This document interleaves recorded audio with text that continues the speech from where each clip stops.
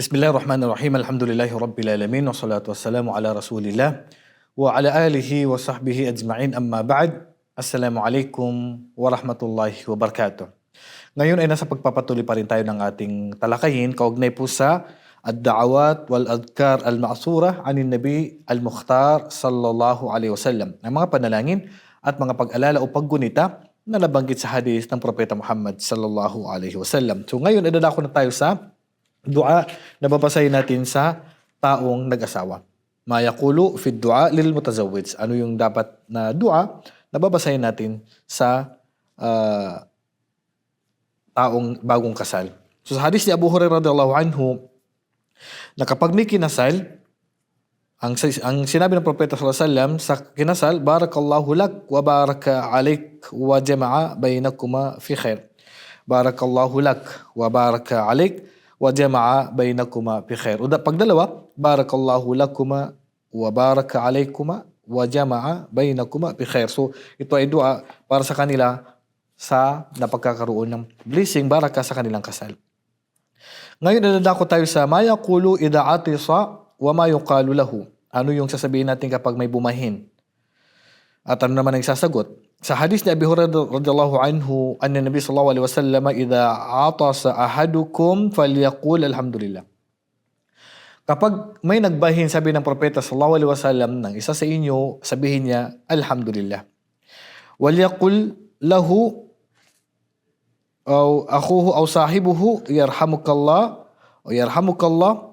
Ang sasagot nung nakarinig ay yarhamukallah. Fa idza qala lahu yarhamukallah falyaqul yahdikumullah wa yuslih ba'lakum. Ibig sabihin, pag may bumahin, ang sasabihin mo alhamdulillah. Kasi ayon sa pag-aaral na tumitigil daw ng 3 segundo ang ating puso.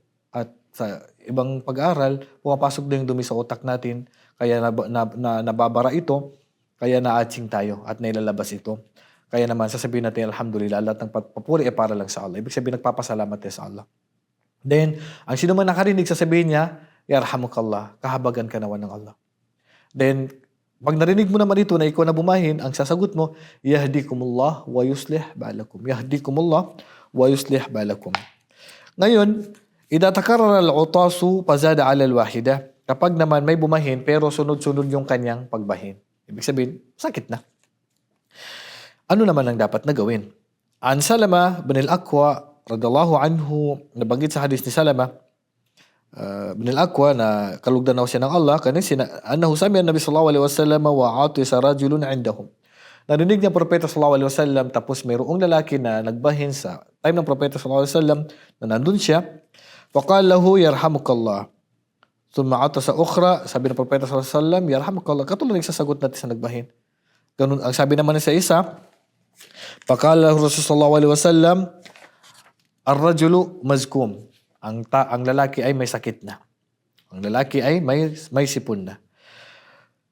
Ibig sabihin, sakit na yun. Sa hadis naman ni Abu Hurairah radhiyallahu anhu, qala shammithu wahida. Sabihin mo sa kanya, yarhamukallah. Pagka siya ay nagbahin sa una, wa thintain, wa thalathan, fama kana ba'da dhalika fahuwa zukam. Kapag bumahin siya ng una, sabihin mo sa kanya, at pag nagsabi siya ng alhamdulillah, sasagutin natin siya ng yarhamukallah. Pag pangalawa, sabi alhamdulillah, sasagutin natin siya, yarhamukallah. Pag sabi niya pangatlo, alhamdulillah, sasabihin natin sa kanya, yarhamukallah. Pag apat, sabihin natin sa kanya, may sakit ka na.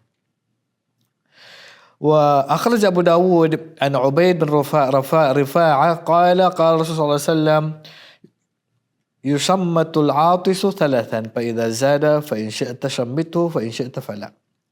So sa hadith na ma rawahu Abu Dawud wa huwa mursalun akhrajahu Tirmidzi lakin waqa fi isnad iskal wa yundaru kalamu Ibn Hajar ala fi hadal bab. Pero itong babanggitin natin na hadith ay may problema sa riwaya ng hadith na to. Na kapag nagbahin at sinabi niya alhamdulillah, sasagutin natin yarhamukallah, ay nasa sayo, sabi ng Propeta sallallahu alaihi wasallam, kung sasagutin mo o hindi na. Okay, pero ang hadis na ito ay hindi ganun katibay. Wa tashmitul kafir, ano naman ang sasagot natin sa kafir? Pag yung kafir nagsabi ng alhamdulillah, ano yung sasagot natin?